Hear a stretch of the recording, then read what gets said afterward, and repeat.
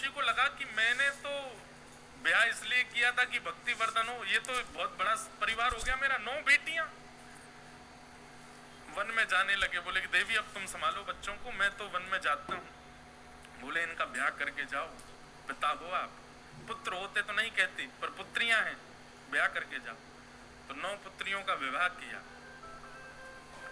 बोले अब मैं जाता हूँ वन में। अब बेटियां चली गई अपने घर और शत्रु देवभूति माता अकेली रह गई। यहाँ पर स्वयंभू ये कर्दम ऋषि कहने लगे मैं वन में जा रहा हूँ। तो देवभूति माता बोली अब मैं अकेली मैं कहाँ रहूंगी, एक पुत्र होता तो उसके सारे जी लेती। तब कर्दम ऋषि बोले अरे भगवान ने अपना वचन नहीं निभाया, वो बोले थे कि पुत्र बन के आएंगे। तब दोनों ने कुछ समय का व्रत किया ठाकुर जी से प्रार्थना करके, और जब 10वीं संतान प्रकट हुई तो उसके रूप में साक्षात भगवान कपिल का प्रादुर्भाव हुआ। बोलो कपिल भगवान की। जिन कपिल भगवान की चरण रज इस पश्चिम बंगाल की भूमि को प्राप्त हुई है, कहाँ? गंगा सागर में। आज भी कहते हैं कि कपिल भगवान गंगा सागर में आज भी विराजमान है, और कोई परमनिष्ठ भक्त जाता है तो उसको आज भी अनुभव कपिल भगवान का हो जाता है। कपिल भगवान का जन्म हुआ, धीरे धीरे आप बड़े हुए, पिताजी वन में चले गए। देवभूति माता ने एक दिन कपिल भगवान, माँ को पता था कि भगवान ही है, एक दिन ठाकुर जी के चरणों को पकड़ करके बोली थोड़ी देर के लिए भूल जाइए कि मैं आपकी माँ हूँ, मैं भूल जाती हूँ आप मेरे पुत्र हो, आप भगवान हो मैं भक्त हूँ, मेरे कुछ जिज्ञासाएं हैं उनका समाधान करो। बहुत सुंदर प्रसंग है कपिल देवभूति संवाद। देवभूति माता ने पहला प्रश्न किया है ठाकुर जी से, क्या? कि निर्वेणा नितराम भूमन असद इंद्रिय दर्शनात् येन संभाव्यमानेन प्रपन्नाधम तम प्रभु।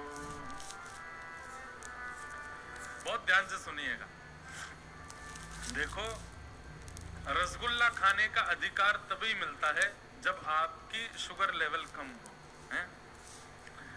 ठाकुर जी का जो जन्मोत्सव है ना, वो रसगुल्ला है, और ये जो कथाएं है ना, ये शुगर लेवल को कम करने की औषधियां हैं। ये ज्ञान परक कथाएं, वैराग्य परक कथाएं, इनको जरूर सुनिए ध्यान से, तभी ठाकुर जी का जन्म होगा हृदय में।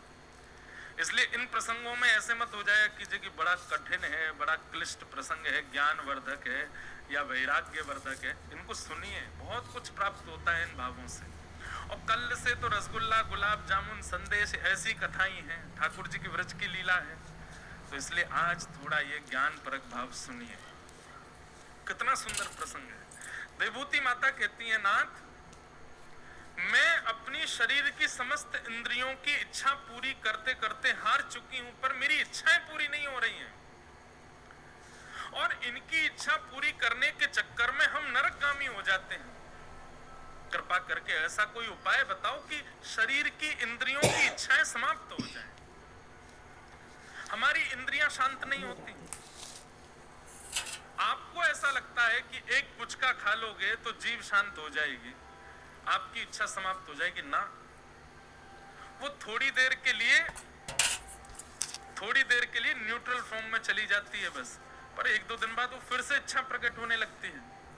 अच्छा, पुचका खाने वाले, संदेश खाने वाले, रसगुल्ला खाने वाले, स्ट्रीट फूड खाने वाले, हम केवल जीव की बात करेंगे, बाकी इंद्रियों की आप अपने आप समझ जाना।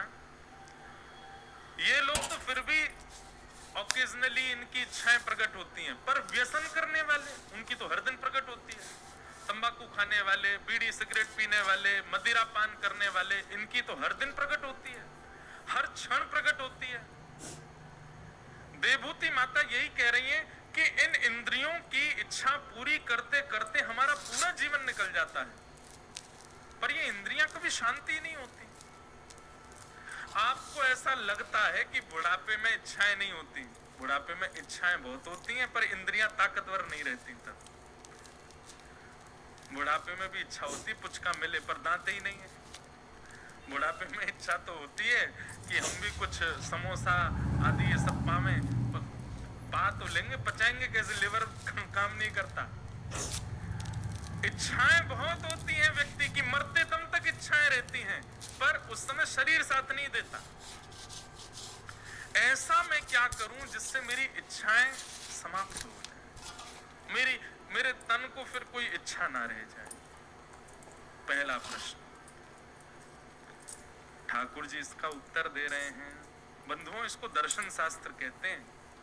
इतना सुंदर है ये, इसी को सांख्य शास्त्र भी कहते हैं। ठाकुर जी उत्तर देते हुए कहते हैं, योग आध्यात्मिक पुंसाम मतो निःश्रेयसाय मे अत्यंतो परतीर्यत्र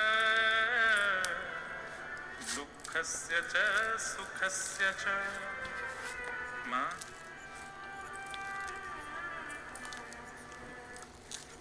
Windows is built to reimagine what's possible for you.